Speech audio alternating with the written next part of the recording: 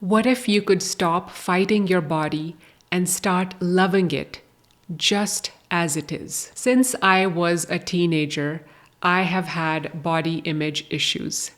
There was always something that I wished could be different about my body. I have a pear shaped body, which means that I'm naturally fuller on the lower half of my body. So my wish list has always been something like, oh, I wish my boobs were a little bigger, and I wish my thighs and bum were a little smaller. And the struggle was real. Like, I remember whenever shopping for new clothes, going to fitting rooms, finding a dress that was so pretty on the hanger, but then as soon as I put it on myself, it would be too snug on the hips and too loose on the bust. And I just lived most of my life wishing my body was different and trying to fix my body and trying to have a perfect body. And then at the age of 39, a couple of years ago, I got diagnosed with endometriosis. I had surgery at 40 and the issue is fixed now, and I'm managing it with medication. But what still remains is what is called an endobelly. So with endometriosis, your belly looks like it's bloated all the time. So now, on top of my previous body insecurities that I mentioned, I have this new one about, not having a flat belly and just kind of thinking that I hope people don't think I'm pregnant, because yes, my endobelly does make me look like I'm about 3 to 4 months pregnant. Recently, in January 2025, we went on a vacation to Jamaica with some of our friends. And as the vacation was approaching, I was getting excited about it, yes, but also I was dreading being in a swimsuit in front of my friends. I started shopping for tummy tucking swimsuits. I started wondering, should I go on a diet to lose some weight fast to make my body swimsuit ready? And I had all these anxieties and insecurity about being in a swimsuit in front of my friends. And then I remember I realized that this anxiety, this constant, pressure to be swimsuit ready is taking up too much of my time and energy, and it's not healthy. So I decided to journal, which is my go-to tool for any time I am struggling with anything. I love journaling because the process of writing helps me to, first of all, just dump all the heaviness I'm feeling onto the journal. So that way I feel less heavy in my head and in my heart. And very often, if I just keep on writing, I will find a solution to the problem, or maybe if there is no solution, I will find acceptance. And something similar happened in this case too, when I was journaling about my anxiety around being in a swimsuit. I started writing all my feelings, what my worries were. I wrote down in detail, and I uncovered so many layers and layers of feelings. So first, there was anxiety and dread of being seen in a swimsuit. Then there was a little bit of body shaming myself for eating too much sugar and, gaining weight. And now I have this cellulite and stretch marks on my thighs and bum. And so I was body shaming myself. And then there was another, like, my inner critic was judging myself for judging my body. Because my inner critic was saying that you have been on the spiritual path for so many years. You know very well that you are not your body. Why are you still so much attached to your body image? Why do you still care about what people think of your body? So in other words, my inner critic was judging myself for not being spiritual enough. So as I'm writing all this, I broke down and I started to cry. I remember I would have used at least 20 tissues because I was crying and blowing my nose. And then after that, I felt I felt some relief. Crying always gives me some relief because it's a release. It helps me process emotions, and I recommend crying. I recommend journaling, and I recommend crying. So after crying, then I took some deep breaths and I put my hand on my heart, and I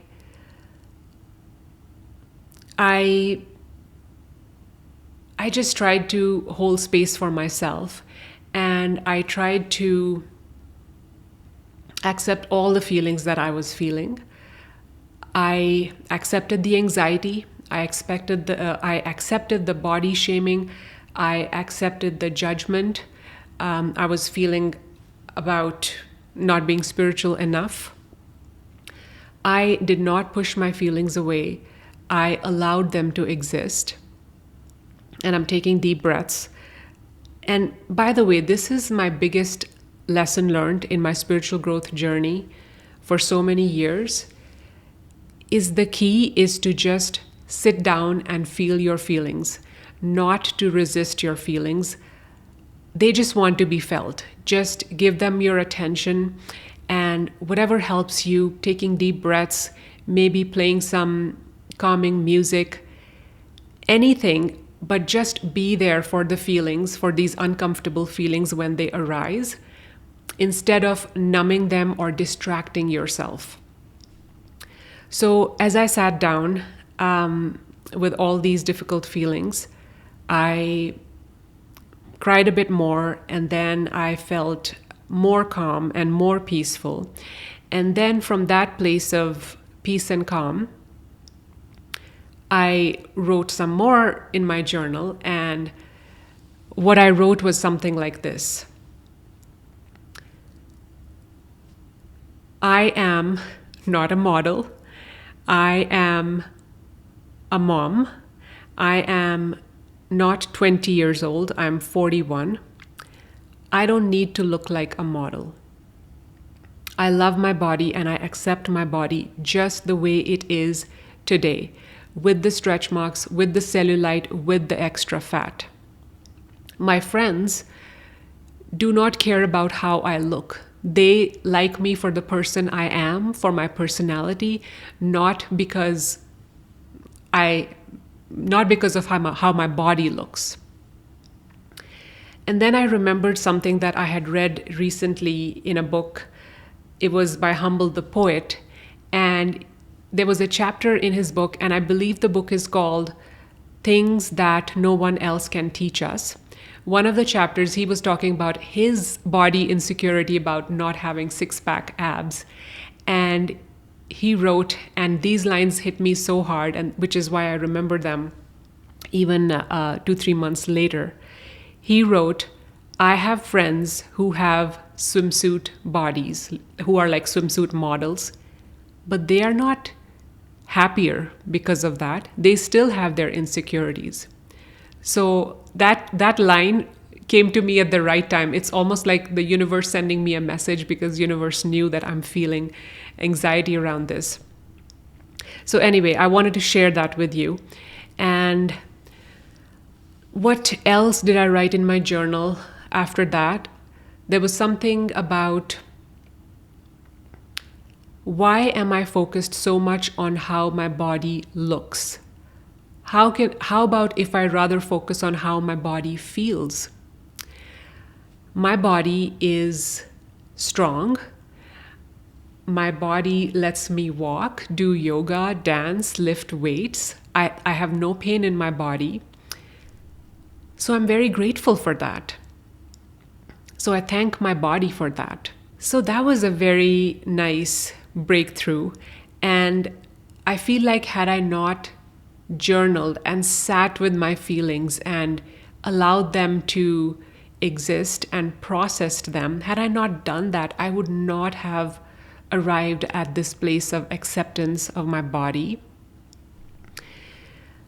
If you have heard of the book The Body Keeps Score, or you have listened to Dr. Gabor Mate, processing of these emotions is so important, because if we push them away, if we just try to distract ourselves when these difficult emotions come, our emotions don't just go away, they don't vanish, they get stored in our body, and then they are going to come up later to try to release. And this is how physical diseases manifest. I'm not saying this is the only way, but repressed emotions can lead to chronic pain, chronic stress, physical diseases, and of course, mental diseases as well. And I am convinced that my endometriosis was caused by a lifetime of not feeling my feelings, suppressing my pain, or numbing my pain, or distracting myself when I did not want to feel these difficult feelings. So, this is where I am right now with my acceptance of my body the way it is today. I still have work to do. I'm still a work in progress. And with spiritual work, with spiritual growth, it's not linear. It's not like, okay, I have conquered this one area and now I'm done. I feel like spiritual growth is like a cycle. It's spiral instead of being linear. So we feel that, okay, in this department, let's say the body loving department, I am done. I have won. But then it'll come back again and rear its head. And then you'll be like, oh, okay, I guess there's still some work left to do. So I think I'm going through that. But I'm going to be not hard on myself for still not being there where I can accept my body fully all the time. And that's okay, because I believe in progress, not perfection. At least I have come this far. At least I don't hate my body anymore. And one way I know that I'm still not there is that in my 30s, I used to fit in size 6 jeans. And now that I'm in my 40s, I'm 41 now, I don't fit into those jeans anymore. I'm a size 8 now, but something in me is still hoping, wishing to fit in those size 6 jeans, which is why I haven't donated them. I still have them in my closet. And that's okay. Maybe I'm not ready yet to fully accept that in my 40s, this is my new size. And that happens with a lot of women in their 40s because of perimenopause and other biological changes. So yeah, it's going to take me some time to accept that my 40s body is different than my 30s and younger years. And that's okay. One thing I know for sure is that you can't hate yourself into transformation. You can't shame yourself into transformation. You have to love yourself into transformation. Yes, maybe you could lose weight in the short term by hating yourself or, using a lot of discipline and hating your body. But if you want it to be long term and do it in a healthy way, lose weight in a healthy way, then I feel like the only way is to love yourself through that journey and accept your body where it is today. And that has been my learning. And in that journaling session, I wrote down that I love my body today with the weight it is today and with the pant size that I fit into today. I'm not going to wait till my body reaches a certain weight or a certain pant size to start loving it. I love my body today. And then I also realized that I apologized to my body for being a bully to it in the past, because I have body shamed myself so much. I have looked in the mirror and wished that, this was smaller or this was bigger. And then so much research I did on how to dress for a pear-shaped body. And I'm done doing that now. I am done doing that. I love my body the way it is. I am not going to waste hours in a fitting room and feeling bad, looking in the mirror, wishing this was different or that was different. In fact, what I'm going to do now is I'm going to stand naked in front of the mirror after every shower and look at my body and say, I love you. I love all parts of you. I know this is going to be hard, but I'm going to try my best to do it because I'm committed to fully accept my body and fully love my body. So then when we went to Jamaica, I did not go on any diet. I did not buy any tummy tucking anything. I just used what I had, whatever swimsuit I had, and I felt a sort of calm confidence in letting my friends see my body the way it is. It was a sort of coming out. Like, why am I hiding stuff and using optical illusions to make my body look like what it is not? So it was a kind of relief. You know what? This is me. This is my body, and it's beautiful. Yes, I have a slightly big belly. Yes, I have a slightly big bum and thighs, and that's okay. That's totally okay. So that's how I felt during our trip. And I'm so grateful that I took the time to journal and process all these feelings about my body that were coming up, because it was useful. It was very, very useful. It allowed me to enjoy my trip and not worry about my body. For me, loving my body unconditionally is definitely a big step towards unconditional joy. I was just coming in my own way, coming in the way of my own joy by requiring my body to look like a model's body. How ridiculous was that? But hey, I forgive my past self for for wanting to look like a model. I forgive her because she did the best she could at that time. So no judgment there.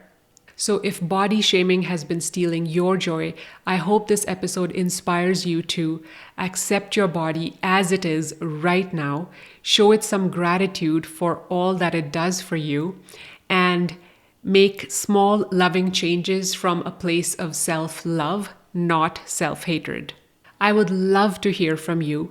What is one thing about your body that you're grateful for today? Drop me a comment, or you can DM me on Instagram at Unconditional Joy Podcast. Remember, loving your body takes you one step closer to unconditional joy.